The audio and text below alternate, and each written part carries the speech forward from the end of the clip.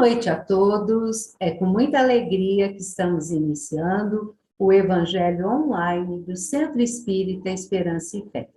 Eu sou a Tânia e é com muita alegria mesmo, com alegria cristã, né? A alegria de Cristo, que estamos aqui para a nossa última reunião do ano.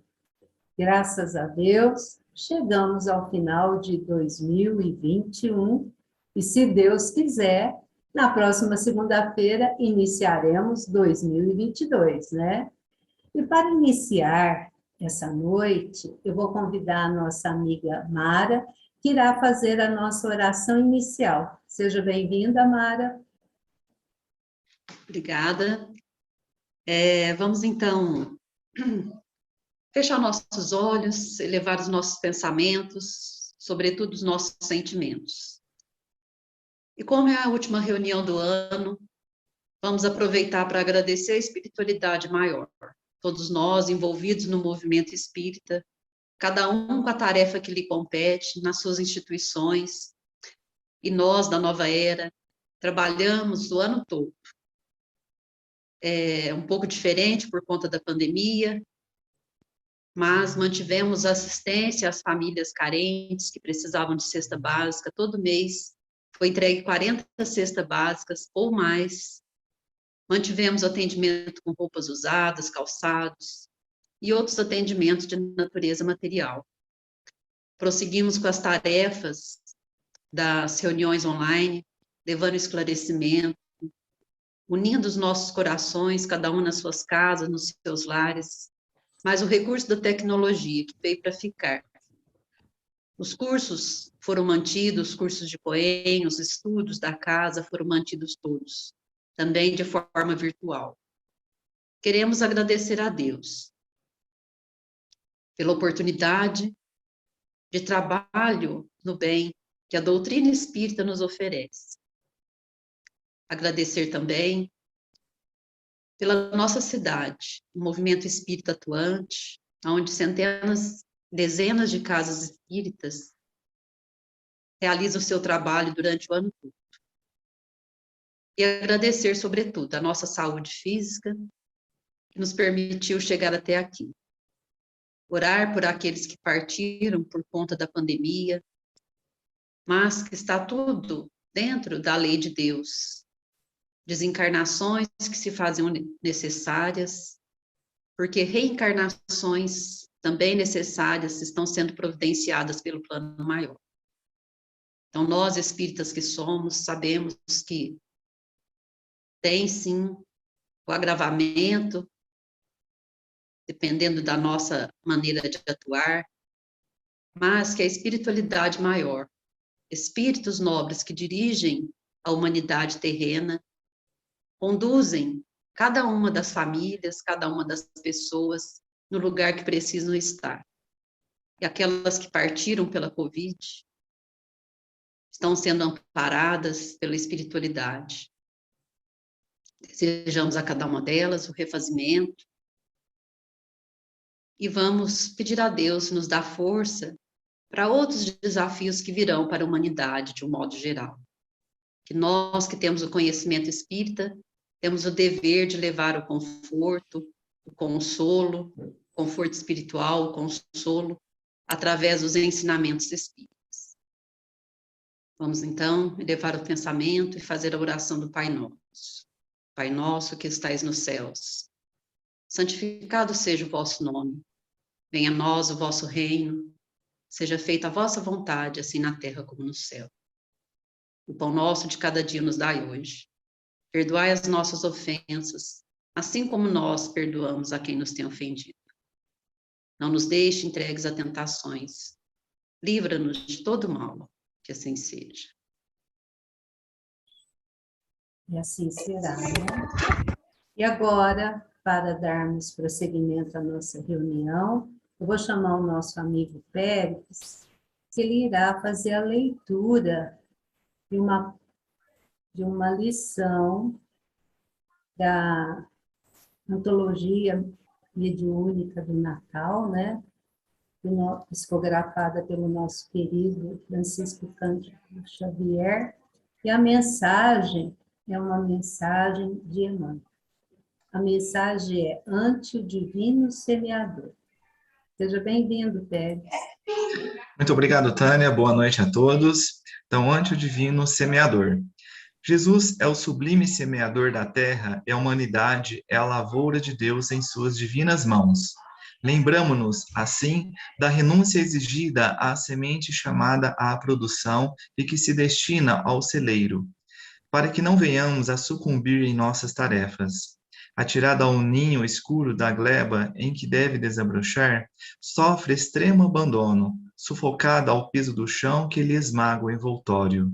Sozinha e oprimida, desenfaixam-se das forças inferiores que a constringem, a fim de que os seus princípios germinativos consigam receber a bênção do céu. Contudo, mal desponta, habitualmente, padece o assalto de vermes que lhe maculam o seio, quando não experimenta a avalanche de lama, por força dos temporais. Ainda assim, obscura e modesta, a planta humilde crê instintivamente na sabedoria da natureza, que lhe plasmou a existência e cresce para o brilho solar, vestindo-se de frondes tenras e florindo em melodias de perfume e beleza para frutificar, mais tarde, nos valiosos recursos que lhe sustentam a vida. À frente, pois, do semeador divino, não esmoreças ante os pesares da incompreensão e do isolamento, e das tentações e das provas aflitivas e rudes. Crê no poder divino que te criou para a imortalidade vitoriosa e, no silêncio do trabalho incessante no bem a que foste trazido, ergueste para a luz soberana, na certeza de que, através da integração com o amor puro que nos rege os destinos, chegarão, sob a generosa proteção do celeste pomicultor, à frutificação da verdadeira felicidade. Livro Antologia Mediúnica do Natal, mensagem 51, psicografia de Francisco Cândido Xavier, Espírito Emmanuel.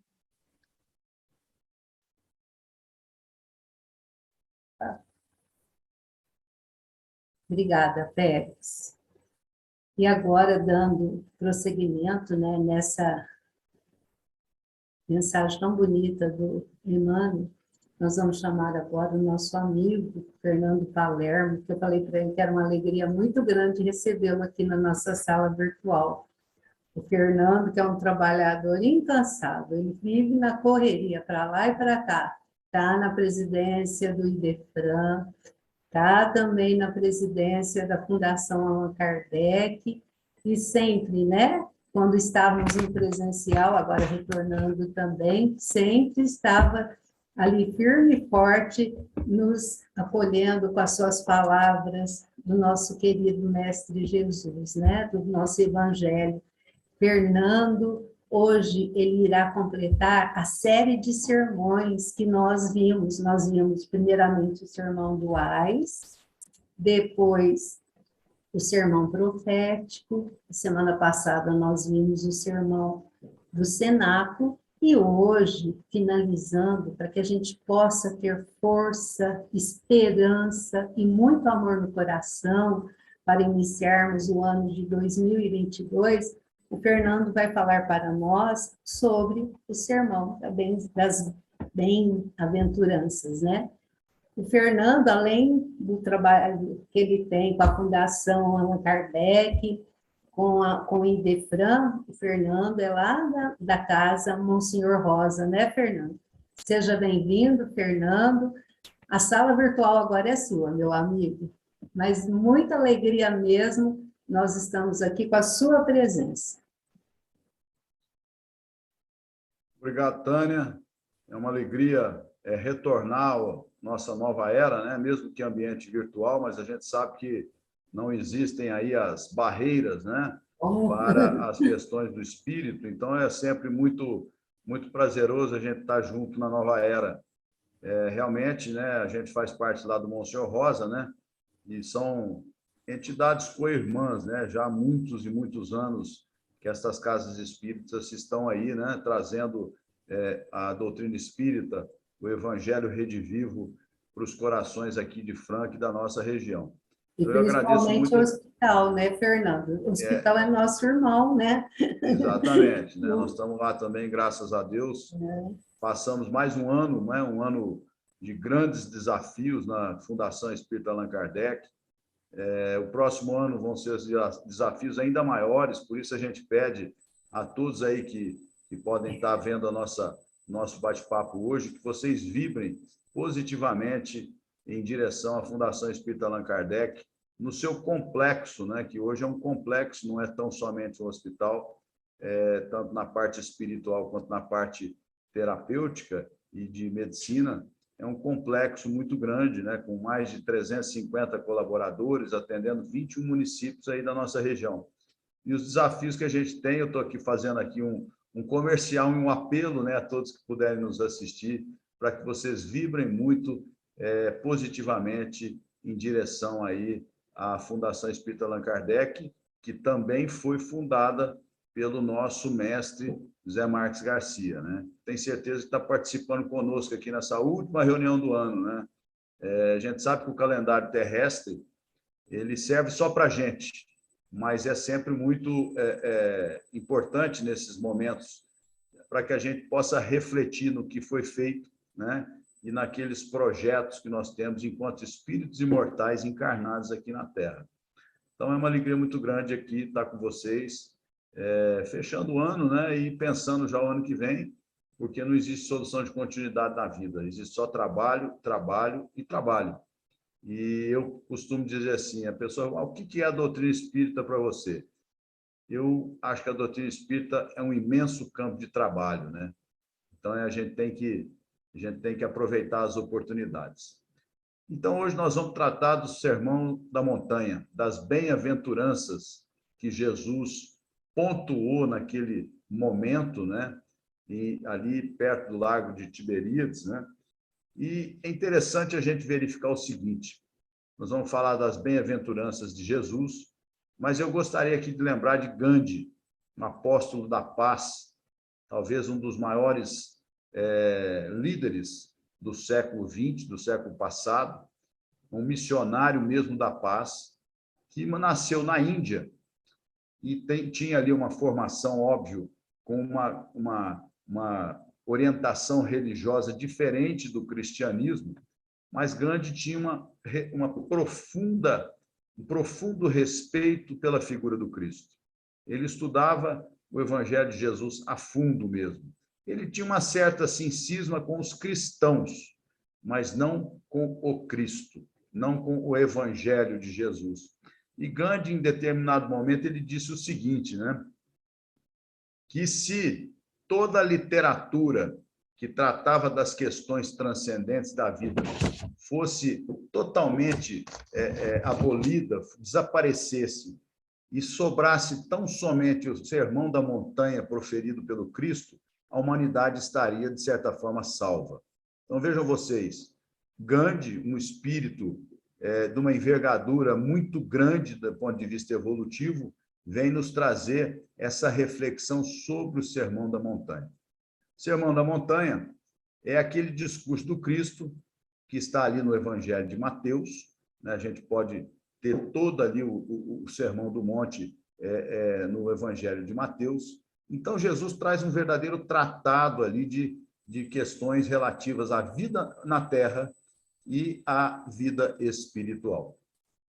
No Evangelho segundo o Espiritismo, que a gente sempre é bom lembrar, né, que o Evangelho ele trata das questões morais da doutrina do Cristo, ele não trata dos milagres, está em outra obra ali na Gênesis, enfim. Então, o que acontece? Jesus trata, Kardec trata no Evangelho segundo o Espiritismo das questões morais da doutrina cristã. E o Sermão do Monte, com as bem-aventuranças, é exatamente aquilo que eu disse, um tratado de questões relativas à vida na Terra e a sua consequência para o futuro da humanidade e para o futuro do espírito imortal. No capítulo 5º, lá do Evangelho segundo o Espiritismo, bem-aventurados os aflitos, né? A gente vai começar, então, a verificar como Kardec trata do Sermão da Montanha. Então, nós temos ali o primeiro, né, que é exatamente: bem-aventurados os aflitos que choram, porque serão consolados. Bem-aventurados que são famintos e sedentos de justiça, porque serão saciados. Bem-aventurados que sofrem perseguição pela justiça, porque deles é o reino dos céus.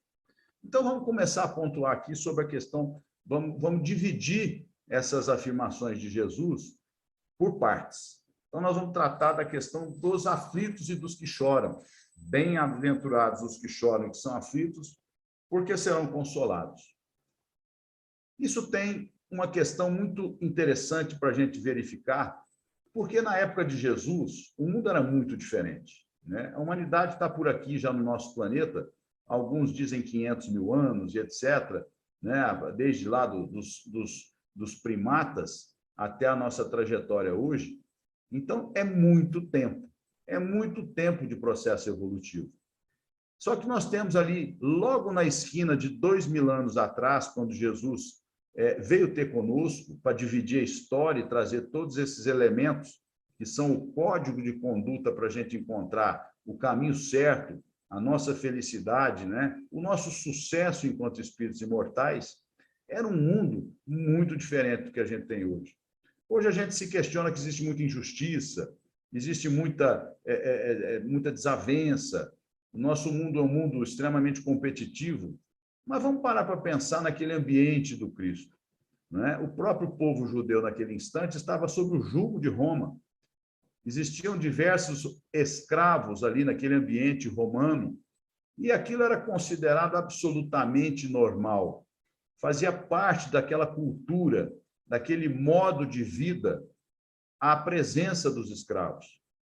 Não estamos aqui querendo dizer que isso é uma questão correta do ponto de vista da lei de amor de Deus, mas é que a nossa evolução naquele instante passava por aquela experiência, por aquelas experiências. Então, quando Jesus diz, bem-aventurados os aflitos, porque serão consolados, aonde seriam consolados, por exemplo, os escravos?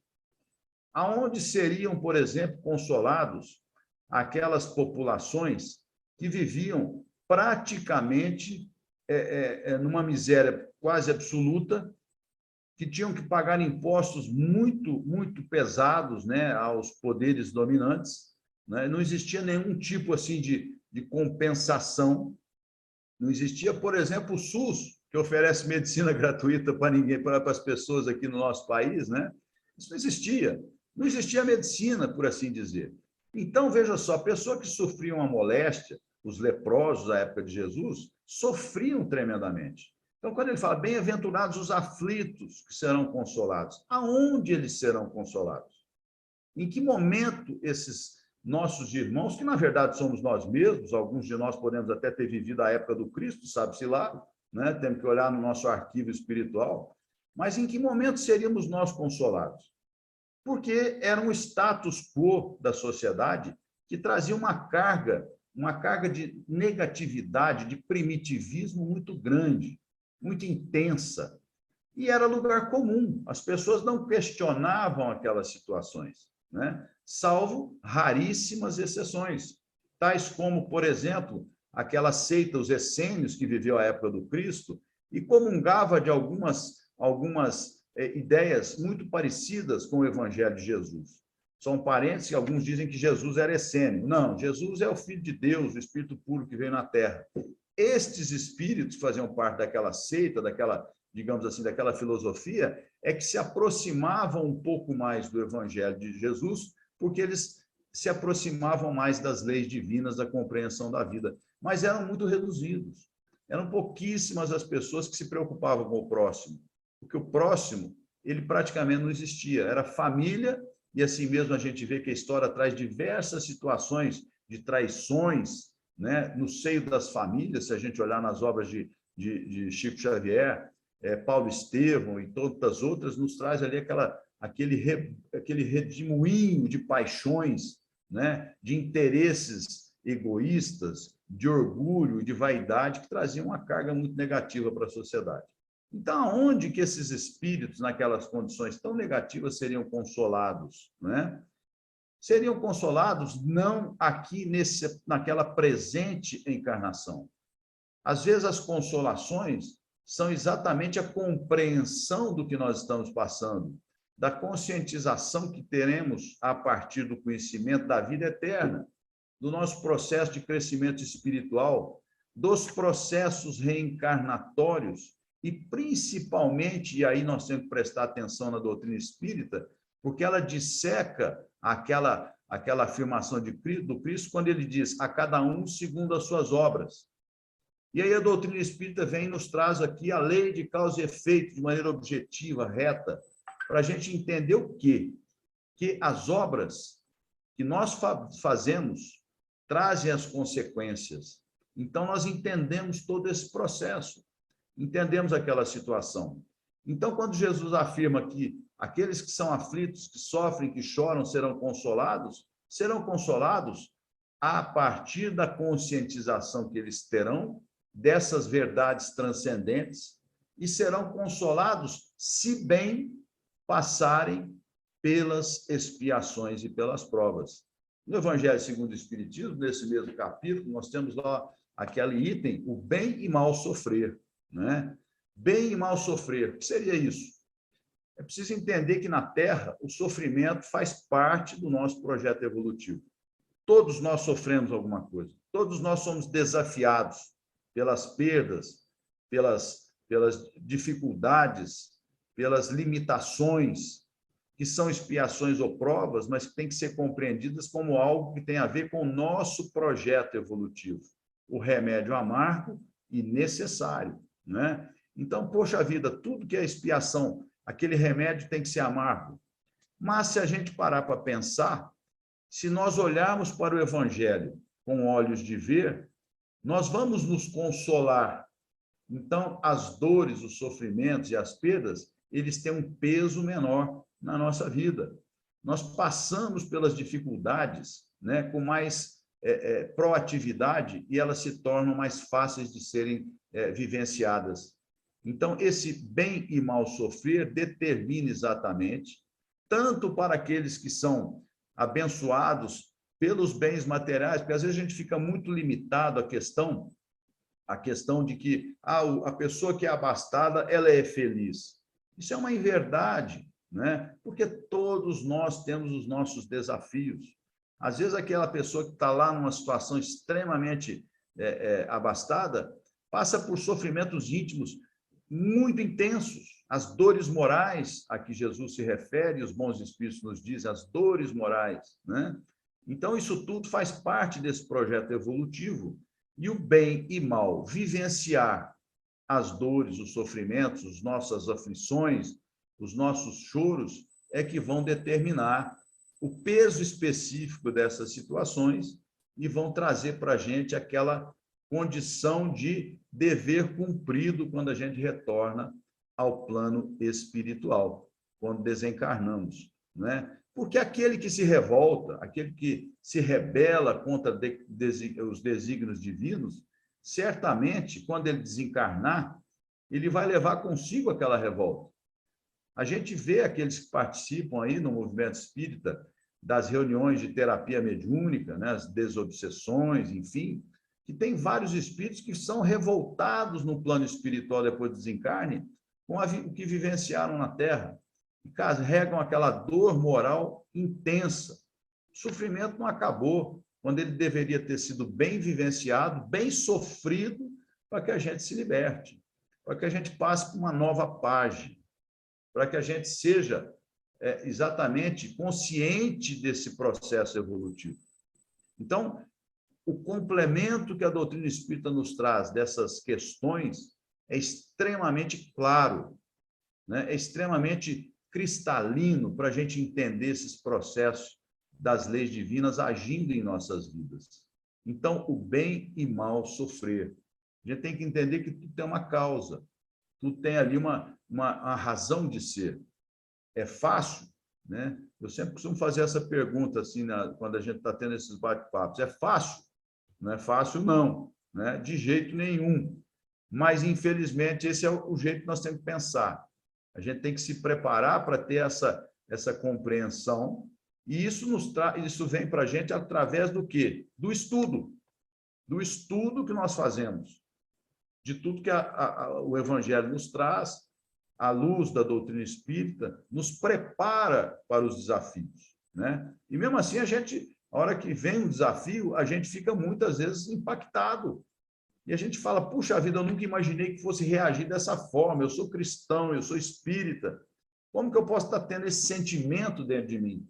E fazemos ali um sentimento de culpa. Mas é normal, porque nós somos espíritos ainda muito infantis do ponto de vista do projeto evolutivo imortal, né? Então, é normal que assim, a gente não pode se deixar de se amar, mesmo quando a gente tem vamos dizer assim, essas barrigadas na nossa harmonia íntima diante dos desafios da vida. Então, serão consolados aonde aqueles espíritos? Eles serão consolados a partir da compreensão e a partir das obras que fizerem diante dos desafios. Bem e mal passar pelas dores, pelos sofrimentos, pelas limitações, pelas perdas, né? Isso é o que nós temos que fazer. E o espírita, ele tem uma responsabilidade maior. Por quê? A quem muito foi dado, muito será pedido, né? Nós não temos como fugir disso. É assim que é a vida, né? Nós temos que procurar estar sempre ligados 24 horas, pensando como espíritos imortais e vivendo a vida do mundo.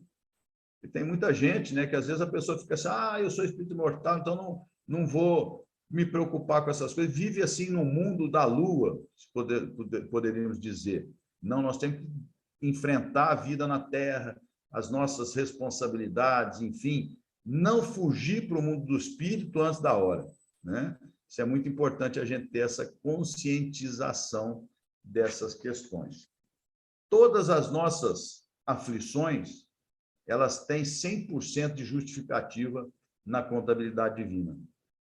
Podem ser aflições em função das expiações e provas, e podem ser as aflições a partir das nossas decisões erradas nesta própria encarnação, nessa encarnação desse momento. Então, são as causas anteriores das aflições, que estão muito bem esclarecidas ali no Evangelho, e as causas atuais das aflições. Tem muita coisa que a gente não precisaria passar na vida, mas a gente tema, né? A gente busca. Então, é aquela pessoa que faz um investimento, sei lá, vamos falar dessa maneira, que ele poderia não fazer aquele investimento, mas ele fala, eu acho que eu vou fazer, porque vai ser bom para mim, para minha família, enfim, e aquilo dá errado, ele não precisaria estar fazendo aquilo, né? Sabe-se lá o motivo que levou aquela situação, e traz para ele uma limitação, uma perda que não estava programada. Então, olhar para os sinais da vida é muito importante, né? Será que eu preciso realmente disso? Né? Será que está na hora de eu fazer isso? Essas reflexões são muito importantes e sempre vigiando e orando, né? Vigiando a nossa casa mental e orando para que a gente tenha as intuições dos bons espíritos que vão nos trazer os alertas. Porque eles não vão falar faça ou não faça, respeitam o nosso livre-arbítrio. Mas se a gente estiver nesse clima para enfrentar, nós seremos sim consolados, né, a partir dessa posição, teremos atitudes positivas e seremos felizes com a consciência tranquila aí, quando retornamos lá ao plano espiritual, né? Então, ali no Sermão do Monte, Jesus fala também assim, bem-aventurados os pobres de espírito, pois que deles é o reino dos céus. Então, as pessoas dizem, quem são os pobres de espírito? O que seria o pobre de espírito, né? Pobre de espírito não é do ponto de vista material. Pobre de espírito é aquele cidadão que passa pela terra com uma humildade interior. Não que ele tenha que fazer uma figura humilde, trajando-se de maneira humilde. Não, não é isso. É aquela pessoa que sabe, ele tem humildade diante da vida, ele consegue perceber o poder maior que emana de Deus, que sustenta todo o universo, né? Então, ele passa pela vida numa atitude de respeito, numa atitude de resignação ativa diante das situações. ele não está ali sendo a última bolacha do saquinho. Ele sabe que nós estamos sujeitos às leis divinas, né? Isso é inerente ao processo evolutivo. Nós verificamos, às vezes, espíritos encarnados que eles têm essa humildade, assim, essa certeza, essa verdade íntima, que lhes dá uma tremenda de uma tranquilidade, né? Então, bem-aventurados os pobres de espírito, porque deles é o reino dos céus. Por que é o reino dos céus?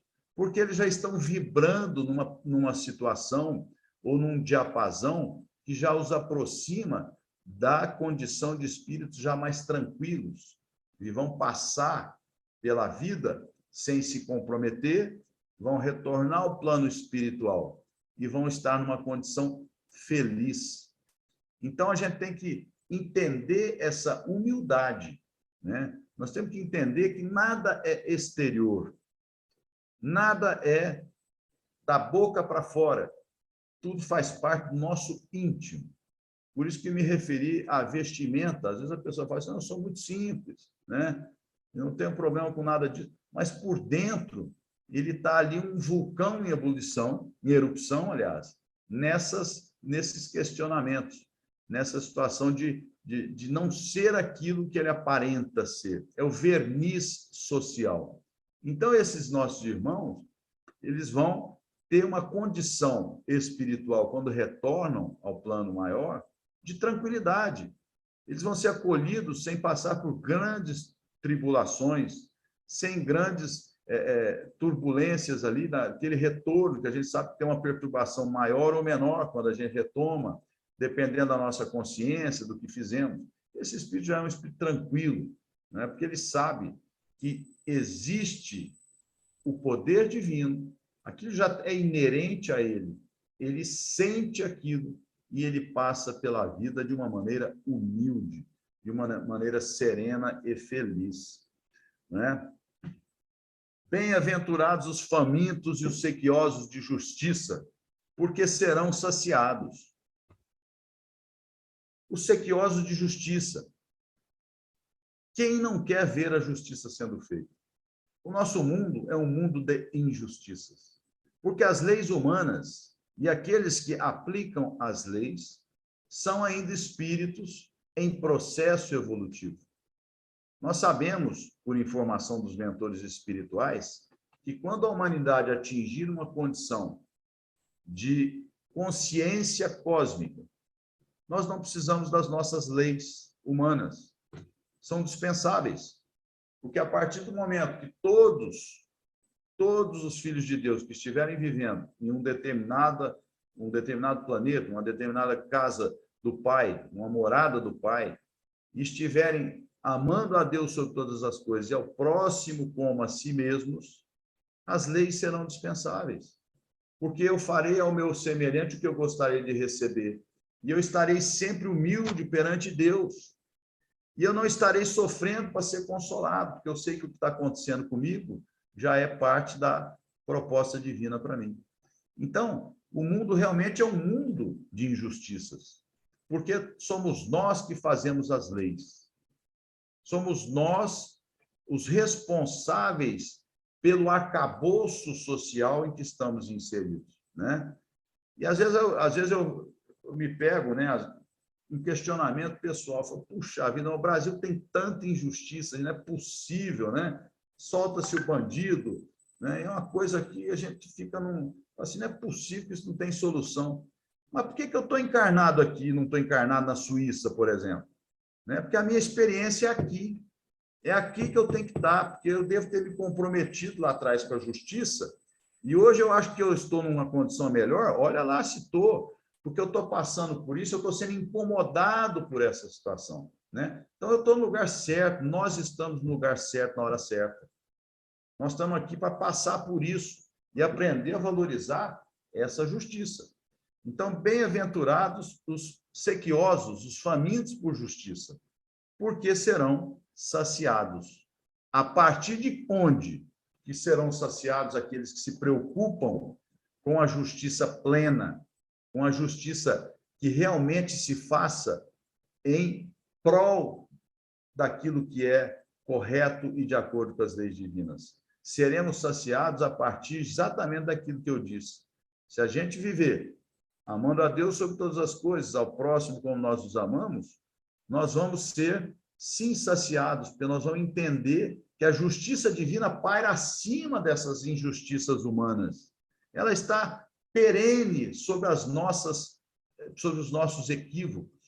Então, se hoje a justiça dos homens falha, jamais a justiça de Deus deixa de ser aplicada na consciência individual de cada um, no tribunal consciencial de cada ser humano, de cada espírito imortal. Então, nesse sentido, com essa conscientização que nós temos de que Deus é soberanamente justo e bom, nós vamos entender que a justiça vai ser feita. E nós vamos ser saciados. Se eu entender, bom, eu estou vivendo aqui porque é aqui que eu tenho que estar.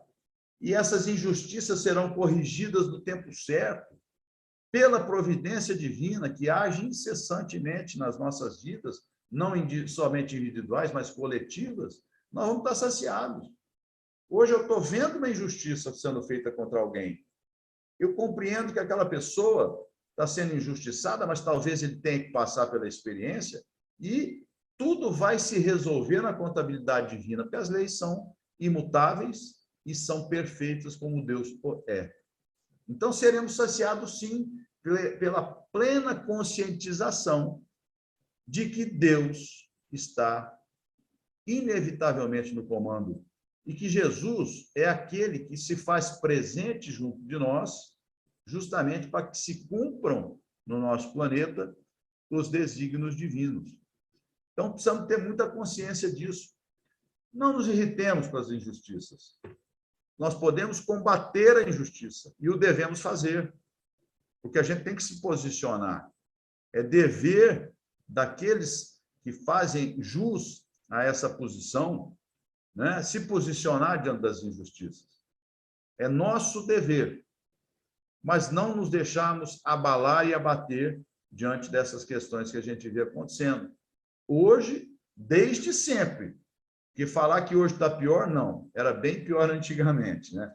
Eu gosto sempre de lembrar do mundo passado, né? Porque era bem pior, né? Bem-aventurados os que sofrem perseguição pela justiça. Deles é o reino dos céus. Voltamos aqui àquela mesma situação. Bem-aventurados os que sofrem perseguição pela justiça, pois que deles é o reino dos céus. Vamos pensar, então, lá à época de Jesus. Aqueles cristãos primeiros, né? Idealistas, que se viam ali como soldados do Cristo após ele ter sido crucificado e retornado aos páramos espirituais. Eram espíritos idealistas.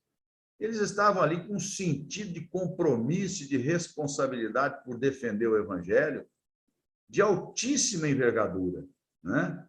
Eram espíritos que estavam ali sendo perseguidos pela justiça em função do seu ideal, né? Em função da sua crença, em função da sua, digamos assim, determinação em buscar algo que eles julgavam melhor. São perseguidos, são levados aos circos, né?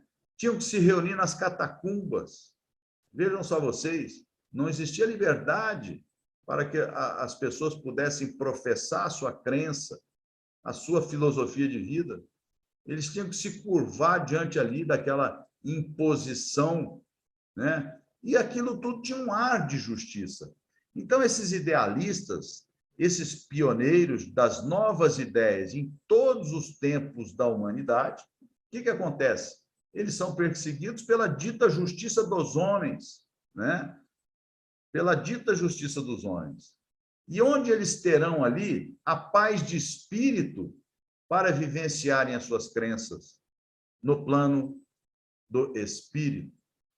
Aqueles cristãos primeiros foram dilacerados pelas feras, foram ali jogados às feras sem nenhuma consideração. E onde eles foram ter o seu conforto e a sua consolação? No seio do Cristo, no plano do Espírito. tiveram ganhos importantes na sua trajetória evolutiva por aquela determinação, por aquele idealismo, né? Então, é isso. A gente tem que entender que a gente tem que seguir os nossos ideais. Se formos perseguidos injustamente, tenhamos certeza que se nós estivermos vivendo de acordo com os preceitos do amor, das leis divinas, nós seremos, sim, confortados exatamente no plano divino, no reino dos céus, no plano dos espíritos. Quando Jesus se referia ao reino dos céus, era exatamente a vida espiritual, né? Ele tratava sempre da vida futura, da vida eterna. Jesus veio para nos dizer disso, para nos trazer essa certeza, né? Essa condição, né?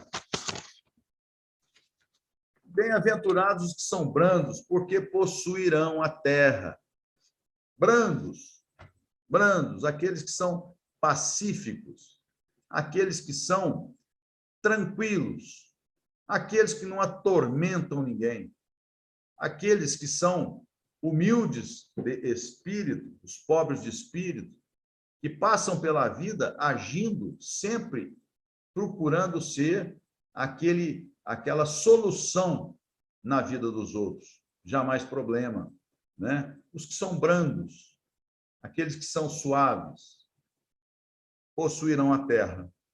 Nós podemos aqui entender o seguinte: qual terra esses espíritos que já conseguiram essa condição de pacificidade, né? De ternura, de brandura, qual terra eles possuirão, eles herdarão?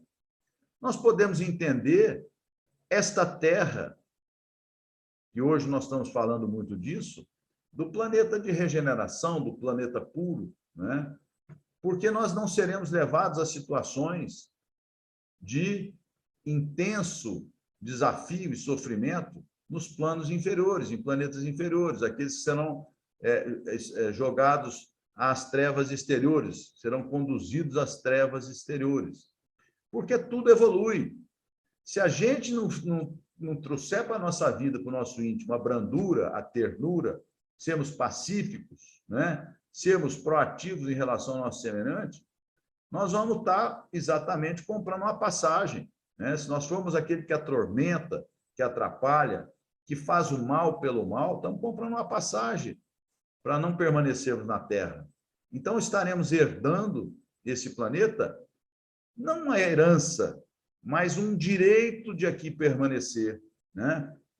Vamos estar aqui com projetos reencarnatórios num nível diferente, em função do que nós já conquistamos enquanto espíritos imortais, né?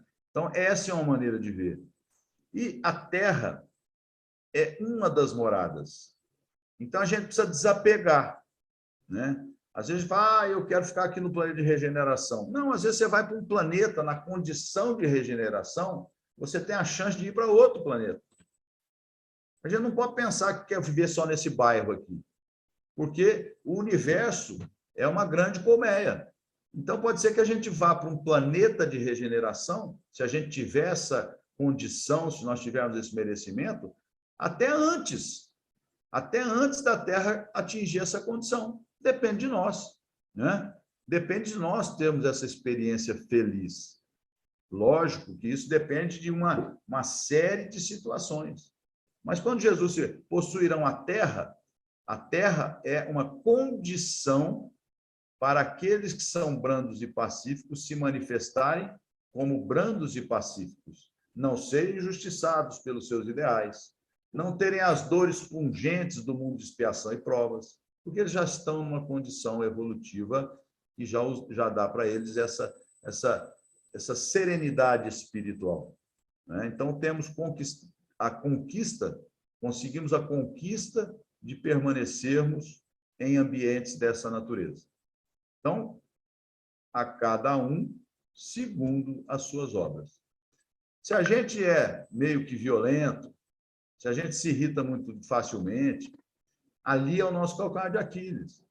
Então, vamos trabalhar, né? Aquele velho ditado, enche a boca de água, espera esquentar, né? Sempre agindo dessa maneira, nós vamos conquistando uma condição melhor. Vamos modificando os nossos hábitos e, no fim, nós vamos ser brandos e pacíficos. que a gente vai entender que não vale a pena ser irritado, violento, né, e chato. A gente tem que mudar os nossos hábitos. Então, é nessa situação, né? Bem-aventurados os que são misericordiosos, porque obterão misericórdia. O que é a misericórdia? A capacidade de ser benevolente, a capacidade de perdoar, a capacidade de aceitar o próximo, né, como ele é, de aceitar as situações. Isso é ser misericordioso, passando fundamentalmente pela capacidade de perdoar, né? Então, bem-aventurados os que são misericordiosos, porque obterão misericórdia. Quem de nós não precisa da misericórdia do Pai? Do perdão? Nós já o temos, porque Deus perdoa inevitavelmente, né? Mas o perdão divino presente em nossas vidas precisa ser compreendido pela gente, né? E às vezes a gente tem a consciência tão pesada, fala assim, Deus não vai me perdoar nunca. Deus já te perdoou. Porque Deus não está aí para criticar ninguém, ele sabe que nós vamos dar jeito. Tem solução para a gente, a não ser bom, ser benevolente, ser misericordioso. Então, ele já nos perdoou. Mas, às vezes, a gente gera um sentimento de culpa tão intenso, né? A gente se diminui de uma forma tão importante que a gente fala, Deus não me perdoa nunca. O que eu fiz não tem perdão, né? Isso é muito comum. A gente vê encarnados e desencarnados, quando caem na real, né? Quando bate o remorso, que é o início do processo de regeneração íntima, de compreensão íntima, e fala assim, meu Deus do céu, eu não tenho perdão. E eu tenho que sofrer a pena do inferno, não. Para sempre, porque o que eu fiz, né? É uma calamidade, né? Então, aquele que é misericordioso, aquele que começa a viver a vida de antemão perdoando, né? De antemão buscando perdão, ele será perdoado. Ele terá a benevolência dos bons espíritos e dos semelhantes.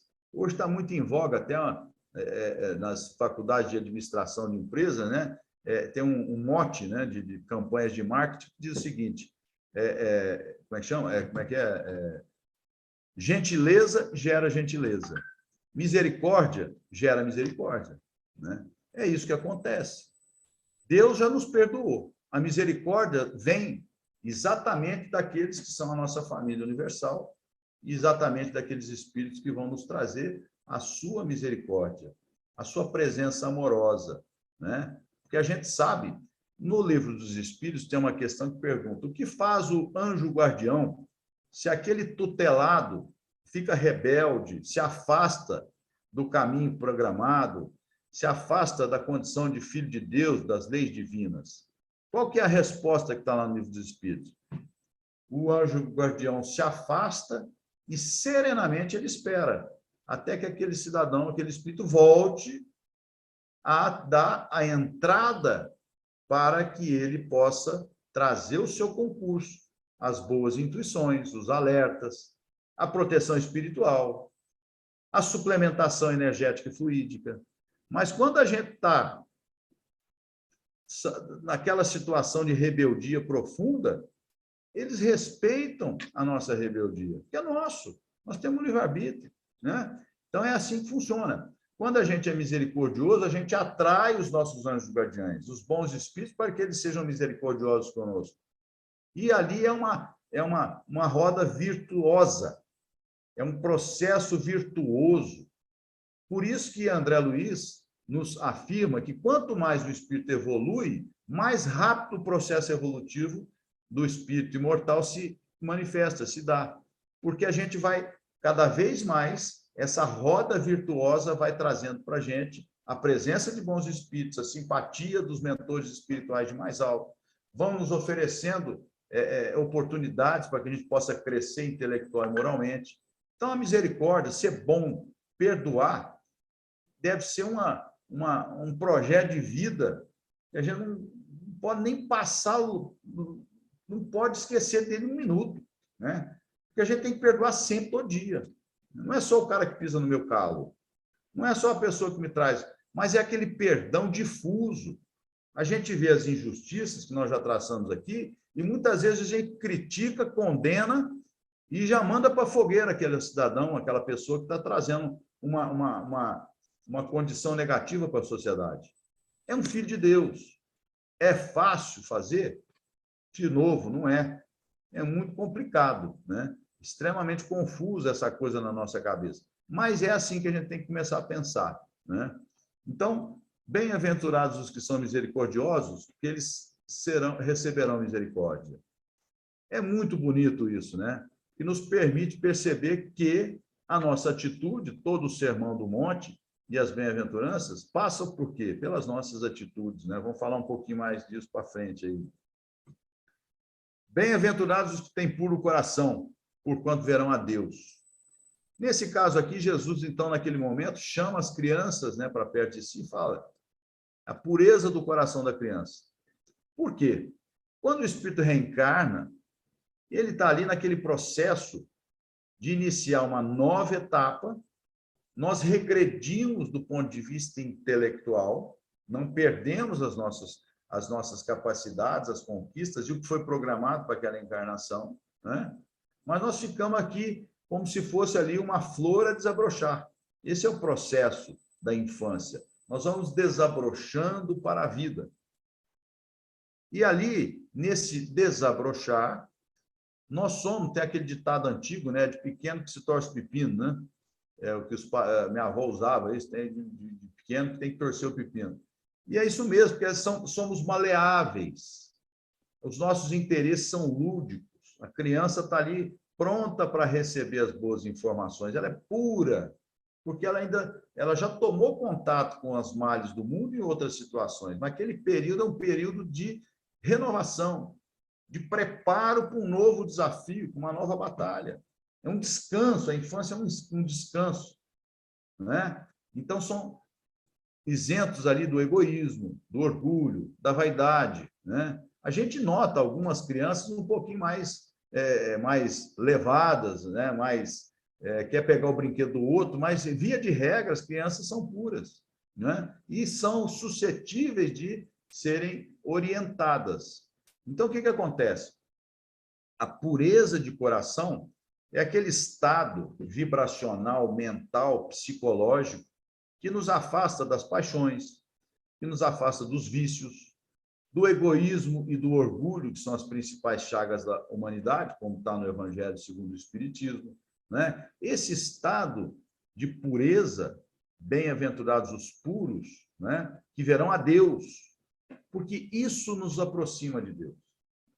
Isso nos permite estar mais próximos da vibração divina, da vibração daquilo que é o arquiteto do universo. E de Jesus, obviamente, que quando ele disse eu e o Pai somos um, é porque Jesus ele vibra, pensa e age na mesma sintonia de Deus. Então, nós nos aproximamos do Cristo e, por consequência de Deus, nosso Pai, né? Então, vejam só, essa pureza deve ser perseguida. É um estado possível, é um estado a ser conquistado na nossa condição. Mas quanto mais a gente faz um esforço e conquista essa pureza, né? Se a gente vai combatendo o orgulho, se a gente vai combatendo a vaidade, né? O egoísmo, né? O egoísmo, essa chaga que nos faz um mal terrível, né? Se a gente vai combatendo isso na gente, a gente vai caminhando. A gente tem que dar o primeiro passo. Nós não vamos chegar na condição do Cristo em 1, 2, 3 ou 4, 10 encarnações. É um projeto de longo prazo. Mas a nossa pureza tem que ser conquistada pela nossa determinação, pela nossa força, pela nossa disposição e pela nossa vontade, né? Então, lembrando Emmanuel, né? Quando Emmanuel, em várias obras aí da sua literatura, vasta literatura pela mediunidade de Chico Xavier, Emmanuel nos traz ali várias ponderações sobre a importância da vontade, não é? Na vida do ser humano encarnado. Porque a vontade é que nos move. E como espíritas, se nós tivermos vontade, o que nós vamos fazer? Nós vamos pegar todo o conhecimento que nós adquirimos pelo Evangelho, pela doutrina espírita e por tudo que a vida nos traz de conhecimento. A vontade firme, a determinação, vai fazer que a gente vá exatamente conquistando esses tesouros que as traças não corroem, vencendo o egoísmo, vencendo o orgulho, vencendo a vaidade, pouco a pouco, né? Querer ficar santo da noite para o dia é um negócio complicado, não é para qualquer um, não, né? É um projeto de longo prazo, mas que tem que ser iniciado. E eu acho que a grande alegria é que a cada situação que a gente percebe que nós nos melhoramos um pouco, é como se fosse uma Copa do Mundo, né? Se a gente parar para pensar, puxa vida, eu fazia isso tão fácil, né? Eu xingava tanto, né? Eu tinha tanto sentimento ruim diante de determinadas situações. Eu não estou tendo mais. É como se fosse uma final de Copa do Mundo que a gente ganhou, porque são essas pequenas conquistas que nos levam às grandes conquistas, né? Então, bem-aventurados têm puro coração, porquanto verão a Deus. Ver a Deus, gente, não é aquele senhor de barba, né, sentadinho na nuvem, é vivenciar vamos dizer assim, a mente divina, né, a vibração divina. Quanto mais a gente vai evoluindo, mais a gente vai sentindo e intuindo Deus, nosso Pai. Porque a gente não vê Deus, impossível, né? O universo é Deus, se a gente for pensar. A gente vai intuindo e a gente vai sentindo essa situação, né? O êxtase dos santos, que nós vemos relatado aí na Bíblia, em tantas outras obras, o êxtase dos santos, né? Aquele estado de êxtase. O que é isso? É aquele ser que já consegue sentir essa vibração que sustenta o universo. E quanto mais a gente caminha, mais a gente evolui, a gente vai sentindo aquilo de maneiras diferentes, né? Não é a nossa condiçãozinha aqui, não, mas é tempo de dar o primeiro passo, né? E bem-aventurados os pacíficos, porque serão chamados filhos de Deus. Os pacíficos, nós já falamos lá em cima, bem-aventurados os que são brandos, né? Os pacíficos, direta ou indiretamente, são os pacificadores da terra. São aqueles, eu citei Gandhi aqui no começo, que pela sua postura pacífica de não violência, conseguiu transformar o caos político que imperava na Índia de uma maneira totalmente inovadora no mundo terreno. Porque Gandhi fez a independência da Índia, né, sem disparar um só tiro, simplesmente pela vivência da não violência. Era um espírito diferente, um espírito com uma capacidade muito grande de amar, né? Então, ele conseguia, pela sua presença, influenciar milhões de pessoas. E pela não violência, um pacificador, né, conseguiu mudar uma situação extremamente complexa de violência, de injustiça, de aflição que imperava, então, naquela sociedade. Então, ele é um pacificador. E ele é chamado o quê? De filho de Deus. Ele é um instrumento de Deus na obra maior do universo. É essa a nossa destinação. Hoje, né, nós estamos aqui trabalhando a nossa libertação. Em algum momento, nós vamos trabalhar a libertação de alguém. Em outro momento, quando a gente tiver mais condição, nós vamos trabalhar na libertação de muitos. Em outros momentos, nós vamos trabalhar na libertação de coletividades inteiras, até chegar na condição do espírito puro, do modelo e guia que a humanidade recebeu, questão 625 do Livro dos Espíritos, Jesus, que ele está trabalhando o quê? Para libertar, para trazer a conscientização para uma sociedade planetária inteira. Então, essa é a nossa destinação, né? Nós vamos pacificando, nós vamos trabalhando pela nossa influência, pelo nosso exemplo, pela nossa dedicação, e somos chamados filhos de Deus, né? As pessoas não questionam Gandhi se ele era hinduísta, se ele era cristão, se ele era muçulmano, não. Eles olham para ele e falam assim, esse é um cara do bem, portanto, um filho de Deus, né? E tantos outros personagens da história, né? Estou citando Gandhi porque nós lembramos dele quando ele fala do sermão das bem-aventuranças, né? que ele tinha um respeito imenso por esse tratado, né, filosófico que é o Sermão do Monte, proferido por Jesus, né? Então, é muito bonito a gente ver, né, essas questões todas, que são um código de conduta. Já está quase no tempo, não está não, Tânia? Sim, Fernando. Oi? Está acabando já? Já. Mas pode finalizar. Esse código de conduta que é o Evangelho, né, e a vida de Jesus. Porque o Evangelho está aqui para a gente ver. Mas o exemplo do Cristo, ele é parte umbilical do Evangelho. Porque Jesus não só veio para trazer o conhecimento, ele vivenciou o conhecimento. E, principalmente, o maior deles é o do perdão.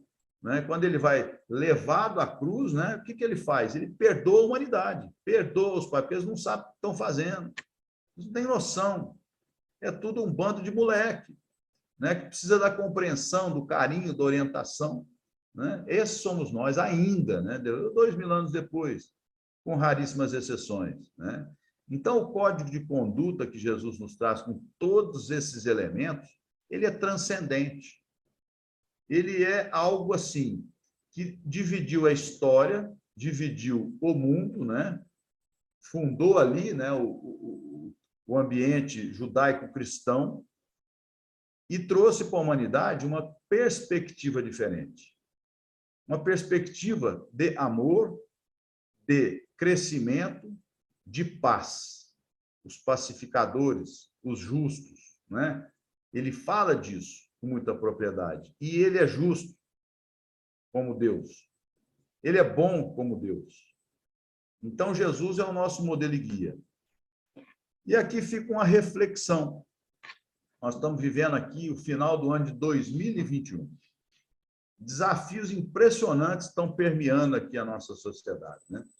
Nós estamos vendo aqui que vivemos um mundo dividido, né, por questões menores, por questões que, se Jesus estivesse aqui, como ele estaria tratando essas divisões que o mundo vive hoje? Ele estaria pacificando as mentes e os corações, né? Ele estaria trazendo ali o exemplo do pacificador, que é chamado Filho de Deus, né? Porque essa é a proposta que nós temos que seguir, de pacificar o mundo, de pacificar os corações e de nos pacificarmos em primeiro lugar. Se a gente se deixar levar por essa situação de conflito, né, de embate de ideias tão descontrolada que nós temos visto hoje, né, de mentiras e tudo, uma situação tão difícil, nós vamos estar fazendo o quê? Contribuindo para a situação negativa. Não temos esse direito.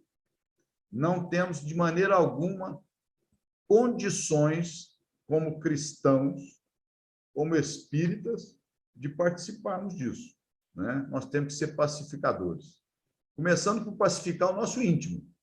Se a gente não tiver pacificado, a gente não consegue ajudar ninguém, né? A gente tem que estar bem para poder ajudar e fazer o bem. E nós temos visto que Jesus, infelizmente, tem sido combatido, né? Não mais nos circos que existiam à época de Roma. Os cristãos não eram levados para o circo, mas ele é combatido de uma maneira muito subreptícia. Uma pesquisa de 2017-18 mostrou que em cada 10 jovens americanos que saíam da universidade, em torno aí dos 23, 24 anos, 4 não tinham nenhum interesse pelas questões religiosas. Aqui não estamos falando de cristão ou nada disso. Eram pessoas totalmente indiferentes. Eram pessoas ateias? Não necessariamente. Mas eles não tinham nenhum interesse em questões que não fossem as questões do dia a dia. Essa pesquisa é nos Estados Unidos da América, mas se reflete aqui no nosso país. Infelizmente, nós temos percebido, eu posso falar lá pelo Idefran, que eu não consigo mais ver jovens procurando os livros no Idefran. A gente não vê mais. Eu sei que hoje nós temos aqui as redes sociais, nós temos as palestras virtuais, mas a gente percebe um certo desinteresse em Jesus, né? A gente percebe uma distância do evangelho, uma superficialidade na sociedade. E nós temos que combater isso. Combater isso de que maneira? Testemunhando a nossa fé.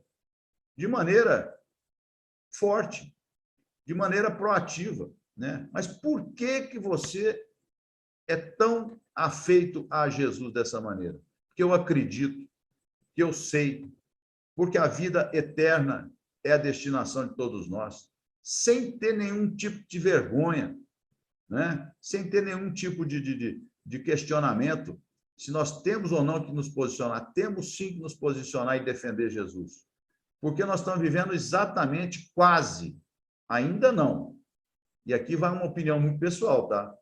Quase, ainda não, o ápice da transição para o mundo de regeneração. Esses desafios, eles tendem a aumentar muito, porque para mudar a forma de pensar de uma sociedade, não se faz do dia para a noite. É uma década, 2 décadas, pela presença massiva de espíritos comprometidos com o Cristo. Sejamos nós, então, os trabalhadores da última hora, comprometidos com o Sermão do Monte, com as bem-aventuranças.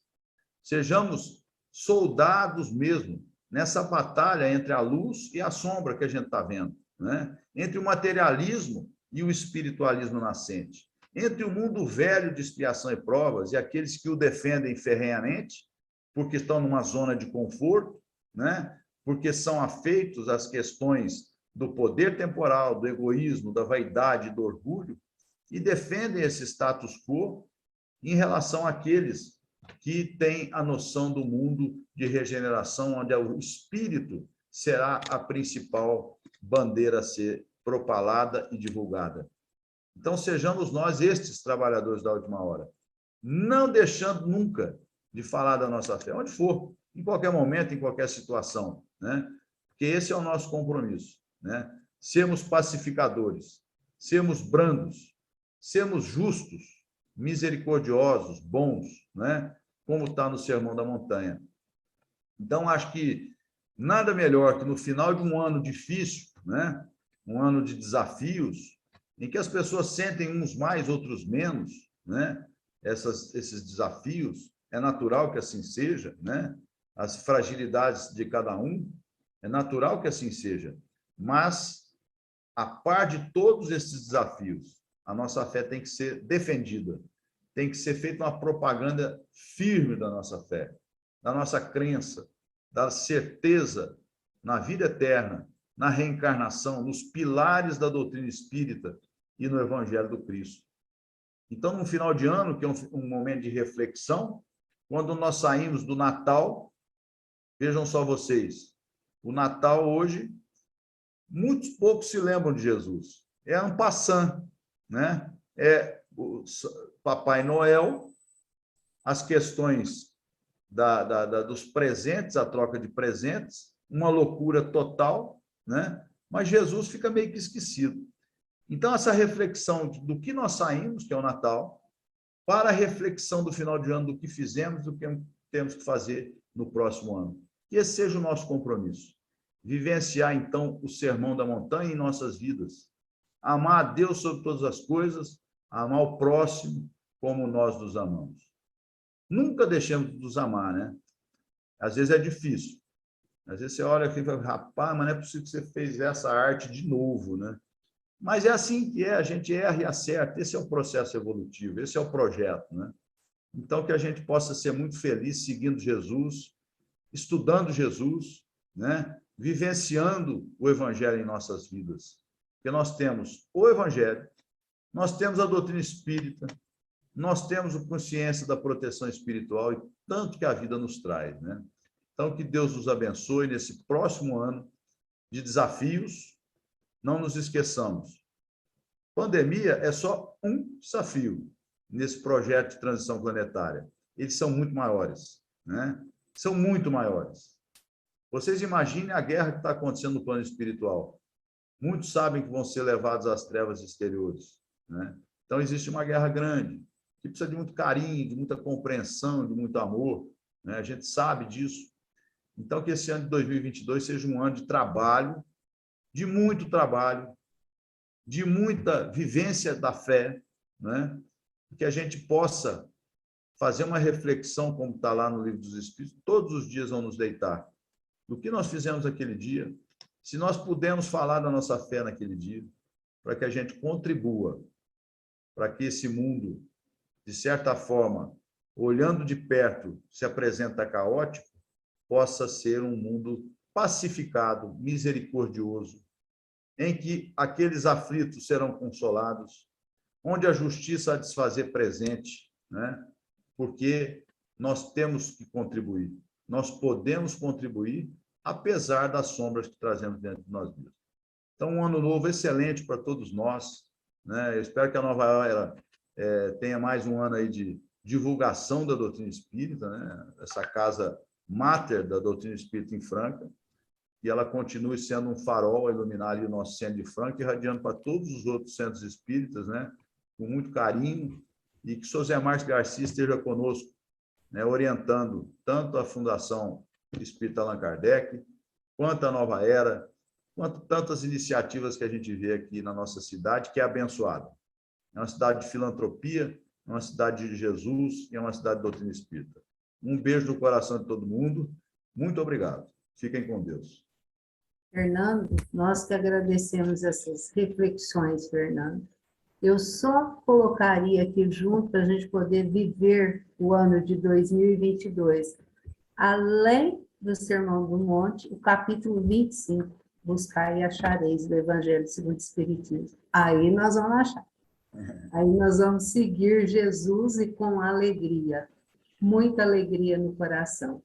Vai estar doendo o coraçãozinho, mas nós vamos alegre ali, né? Igual os nossos irmãos foram lá, né?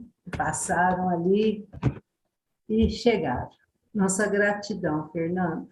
Que Jesus o ampare, o proteja no seu trabalho pessoal, seu trabalho na Fundação Allan Kardec, lá no IDEFRAN, e estamos aí firmes e juntos. Qualquer coisa que precisar da nossa casa, a nossa casa está à disposição. Gratidão, Fernando.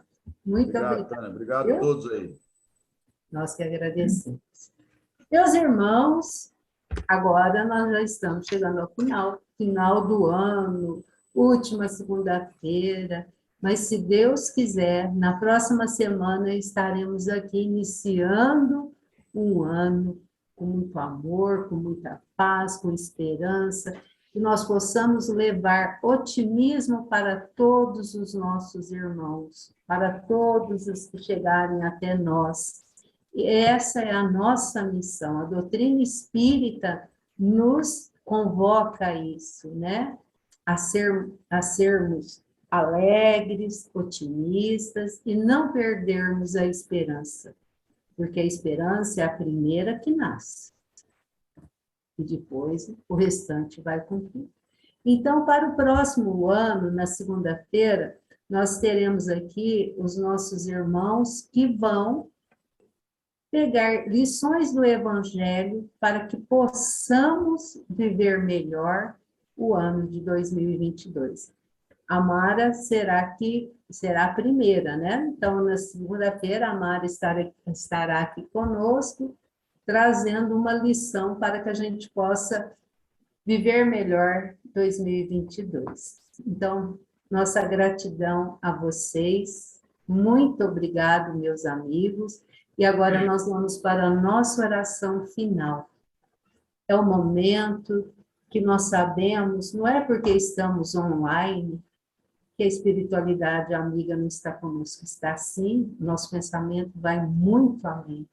Então é o momento que os nossos bons amigos vêm trazer a medicação que o nosso corpo espiritual tanto necessita, que irá refletir no nosso corpo material, vem iluminar o nosso lar, vem trazer essa paz, vem irradiar a luz do Evangelho em nossos lares.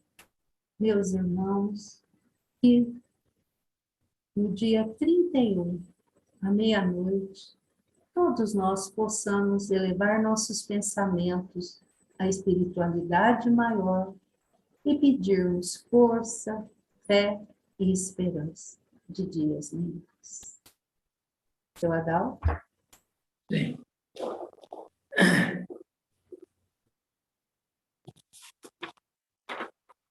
Algo mais do Natal.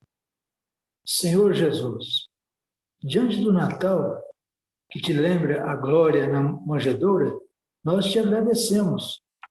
A música da oração, o regozijo da fé, a mensagem do amor, a alegria do lar, o apelo à fraternidade, o júbilo da esperança, a bênção do trabalho, a confiança no bem, o tesouro de tua paz, a palavra da boa nova, a confiança no futuro.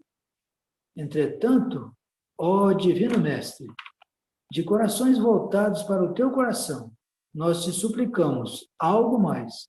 Concede-nos, Senhor, o dom inefável da humildade para que tenhamos a precisa coragem de seguir-te os exemplos. Emmanuel, Chico Xavier.